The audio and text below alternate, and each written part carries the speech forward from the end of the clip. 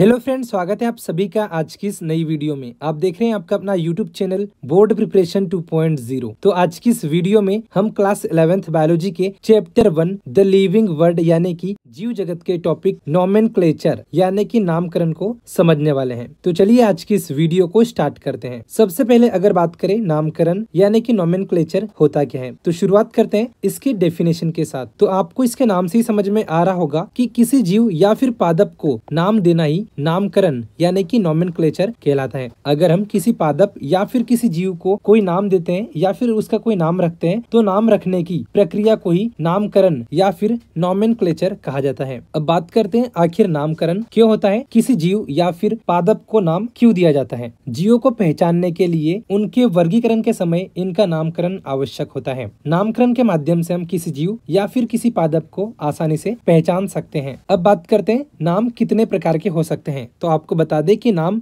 दो प्रकार के हो सकते हैं। एक तो साधारण नाम हो सकता है जिसे हम देसी नाम भी कह सकते हैं, और दूसरा नाम होता है वैज्ञानिक नाम यानी कि साइंटिफिक नेम। तो चलिए देखते हैं साधारण नाम यानी कि कॉमन नेम क्या होते हैं। अगर बात करें साधारण नाम की तो आपको बता दें प्राचीन काल से ही मानव ने अपने आसपास मिलने वाले जीव व पौधों के नाम रखना स्टार्ट कर दिया था। प्राचीन समय में जब मानव को इतना ज्ञान हो गया था कि वो अपने आसपास की वस्तुओं या फिर जीव जंतुओं को पहचानने लगा था, उन्हें समझने लगा था, तब उन्होंने अपने आसपास पाए जाने वाले जितने भी जंतु या फिर पादप या फिर किसी भी प्रकार की वस्तुओं को देखने पर उनके नामकरण स्टार्ट कर दिए थे। वो उन्हें अलग अलग प्रकार के नाम दे देते थे जिससे वो उन्हें आसानी से पहचान सके। तो इस प्रकार से मानव ने स्टार्टिंग से ही अपने आसपास पाए जाने वाले जीव जंतुओं को नाम देना स्टार्ट कर दिया था। जो साधारण नाम होते हैं ये क्षेत्रों या फिर देशों के अनुसार अलग अलग हो सकते हैं। यदि किसी एक क्षेत्र में किसी जंतु या फिर पादप को अलग नाम से जाना जाता है तो दूसरे क्षेत्र में उसे अलग नाम से जाना जा सकता है। कभी कभी कुछ पादपों के सामान्य नाम समान भी हो सकते हैं। यदि कोई पादप किसी एक क्षेत्र में उसका नाम समान है तो हो सकता है कि दूसरे क्षेत्र में भी उसका वही नाम हो। लेकिन ज्यादातर ऐसा देखा गया है कि अगर एक ही देश में सामान्य नाम समान हो लेकिन दूसरे देश में साधारण नाम समान नहीं हो सकते। उदाहरण के लिए देखें तो गोरैया नाम के एक भारतीय पक्षी को इंग्लैंड में हाउस स्पैरो और हॉलैंड में मूस, जापान में सुजुन और स्पेन में पाडल के नाम से जाना जाता है। तो यहाँ पर आप इसे एक एग्जाम्पल के तौर पर समझ सकते हैं कि जो गोरैया नाम का पक्षी है इसे भारत में गोरैया कहा जाता है, इंग्लैंड में इसे हाउस स्पैरो के नाम से जाना जाता है। तो अलग अलग देशों में इनके जो नाम है ये चेंज हो जाते हैं। तो साधारण नाम अलग अलग देशों या फिर अलग क्षेत्रों में भाषा या फिर क्षेत्र के अनुसार अलग हो सकते हैं। अगले पॉइंट की बात करें तो जीवों के स्थानीय या फिर साधारण नाम अलग अलग होने की वजह से उनके अध्ययन में कठिनाई होती है, क्योंकि दूसरे स्थान या फिर देश का व्यक्ति उस जीव के विषय में समझ ही नहीं सकता। तो जो जीवों और पादपों के स्थानीय या फिर जिन्हें हम साधारण नाम भी कहते हैं ये अलग अलग होते हैं। इसकी वजह से उनके अध्ययन में काफी समस्या आ जाती है, क्योंकि इसे दूसरे क्षेत्र या फिर दूसरे देश का व्यक्ति